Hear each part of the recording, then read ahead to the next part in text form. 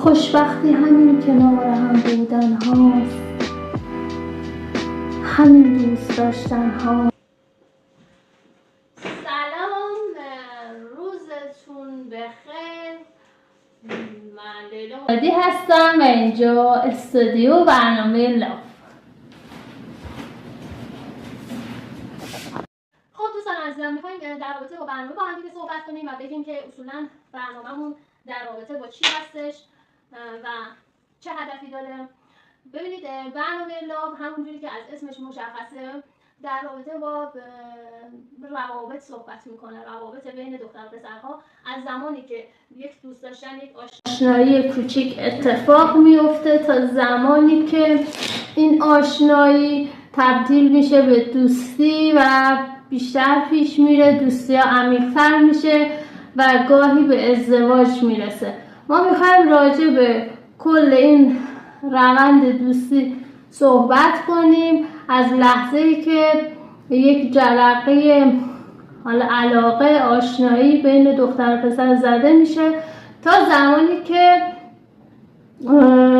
به هر حال با هم وارد یک رابطه میشن و این رابطه ادامه پیدا میکنه تا زمانی که به ازدواج برسه. چون حالا چند درصد از این دوستی ها یه چیزی حدود مثلا 60%، 70%، من دقیق نمیدونم، شما بهتر میدونید، به ازدواج میرسه. میخوایم راجع به این روند دوستی با هم دیگه صحبت کنیم و بگیم که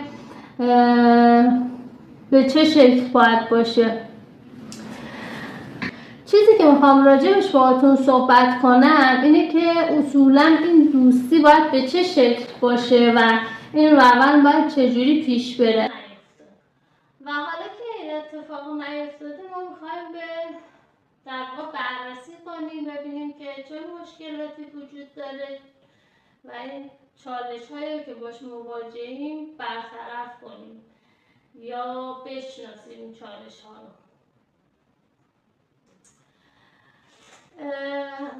خب میگیم که چرا ازدواج کم شده.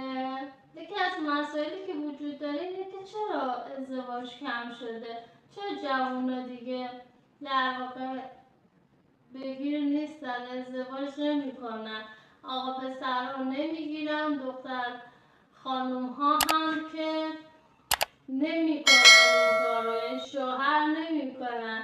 چرا این اتفاق افتاده؟